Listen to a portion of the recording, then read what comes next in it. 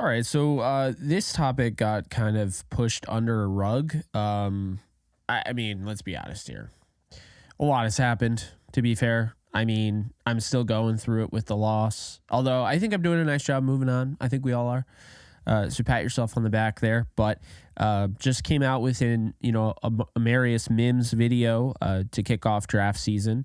If you're watching this, I think I want to say 3:30 p.m. Eastern time, although the replay will be on here. But 3:30 p.m. Eastern time, we're doing a live stream over on Bleacher Report talking about potential trades. So there's going to be a whole video about potential trades to make the Rams better next year if they want to go all in. So I know Snead mentioned going all in and, doing it all over again. We'll see what ends up happening. But this got swept under the rug, so let's get to it. The Rams signed 14 players to futures contracts, which, as I've said in the past, but in case you didn't know, 14 players, futures contracts. What does that mean, Jake? Well, I'll tell you right now. It means these guys are going to go on to the 90-man offseason roster. The roster just expanded to it didn't expand yet, but it will be expanding to 90 men on the roster.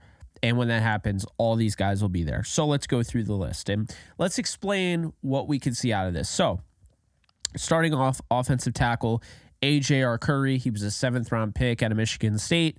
There you go. 3rd-round pick out of Wisconsin, Logan Bruss, signed. So he sticks around. Corey Durden played a game or two. I thought he looked pretty good. Had a decent game on film. I forget exactly which game he played, but defensive tackle is going to stick with the Rams. Futures deal. Olakunle Fadukasi, the linebacker who I highlighted playing really good special teams.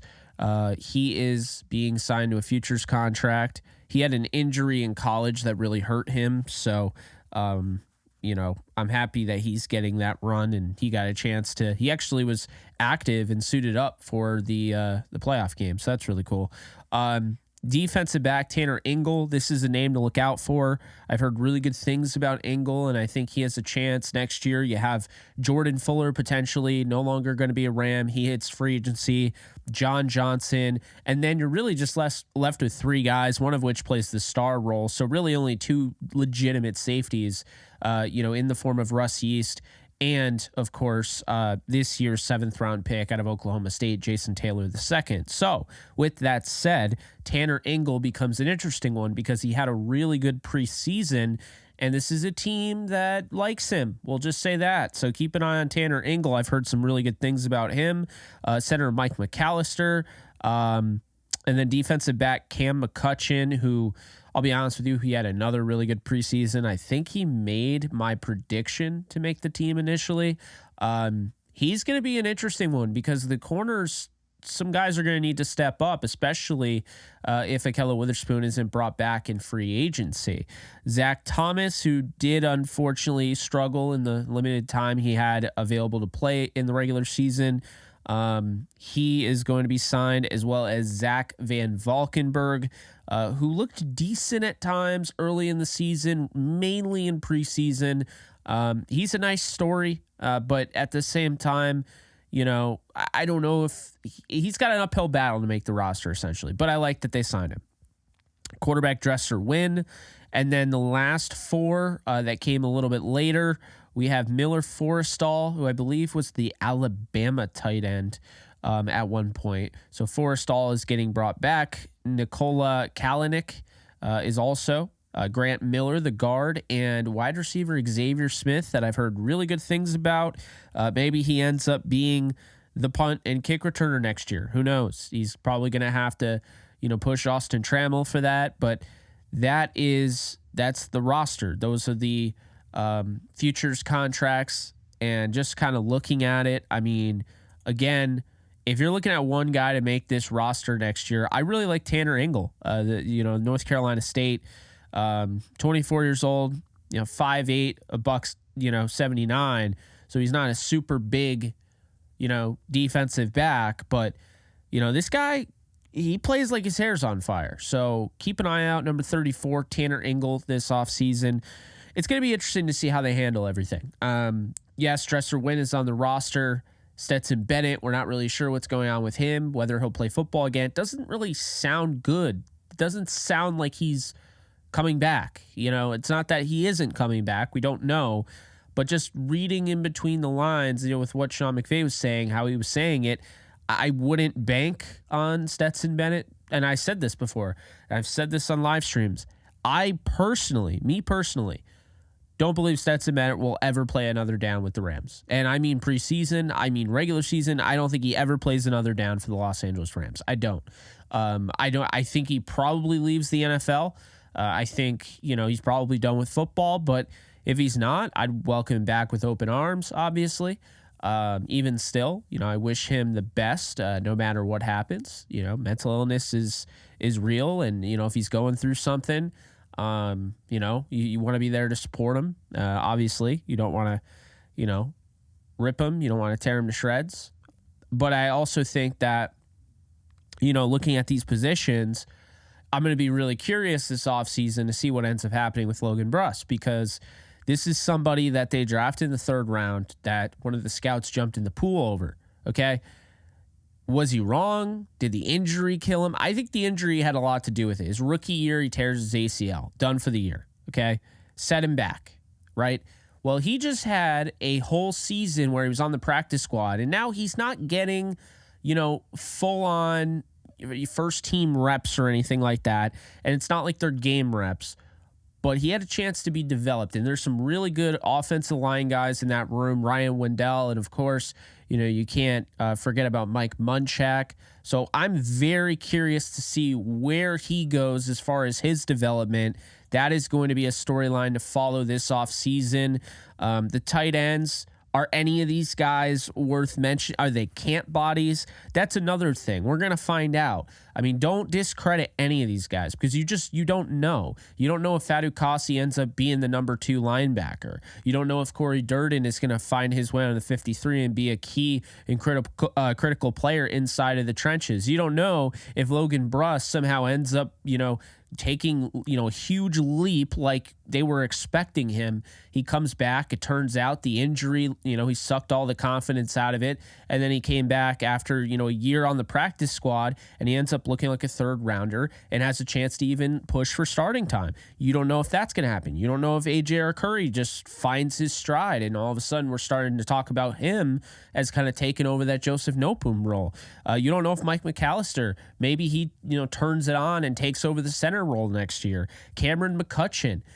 This is a team and has a history with Les Snead of getting guys like Rodney McLeod, a UDFA out of Virginia, and turning him in from, a special teams guy and a special teams ace into a legitimate, important starter in the back end of the secondary.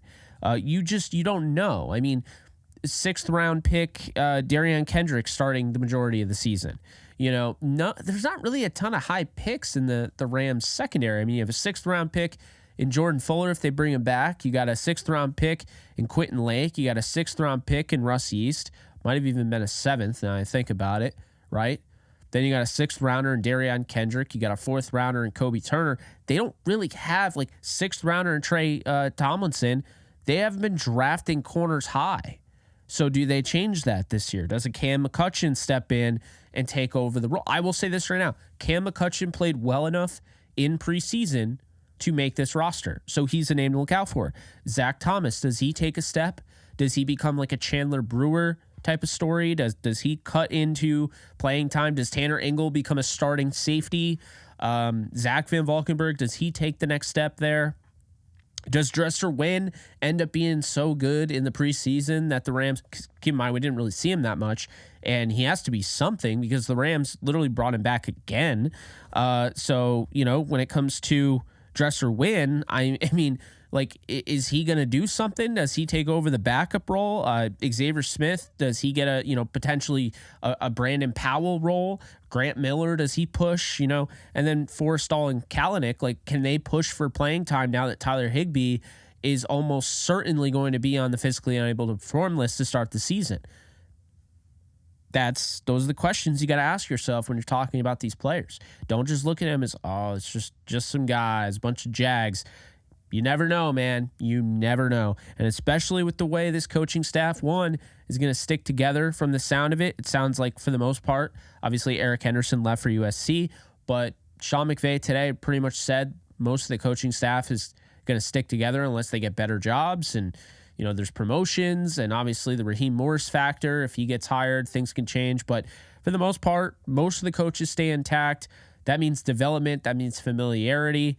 I like their positioning right now, and I'm excited to see if any of these guys can make the 53 next year, because that's what it's all about. I mean, congrats. You hung around. You stuck on a playoff team's practice squad. You were next man up, essentially, on one of the final teams that was left when the season eliminated half the league. And now you have a chance to earn your spot in the 53 again. And I love that. And I think this is the coolest thing about football, is how you can take that practice squad into the off season, and now, you know, you get to build upon that and build up those guys and so forth. So yeah, I really like that. But anyway, that's all I have for you guys. I would say keep a really close eye on Tanner Ingle, Cam McCutcheon, and Logan Bruss.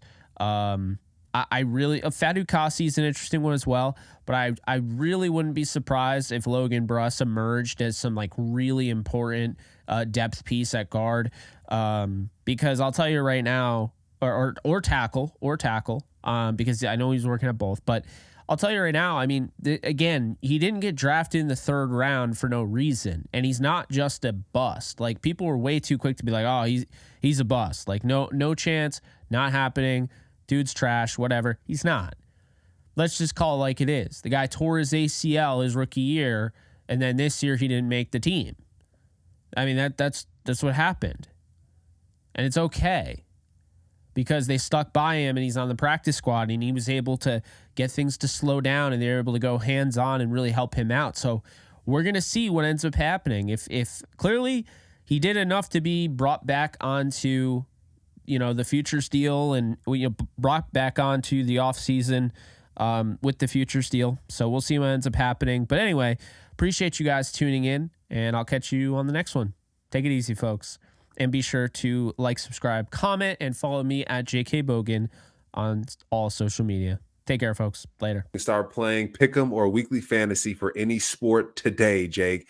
Users will receive a 100% deposit match up to $100 if they use promo code OTE at sign up. Start playing Pick'em and Weekly Fantasy Football today with Underdog Fantasy. Do you love talking about the Rams, the NFL, or just want to be a part of a community? Join my free Discord server today. We're over 800 members. We got 24/7 live chat, a level 3 boosted server, the ability to call into JE Live, playing online games with us on Kick streams, toggleable alerts for when I go live on YouTube or Kick so you don't miss a live stream, and exclusive giveaways. Click the link in the description, the comments section, or the link that comes up in the video to learn more, and join today.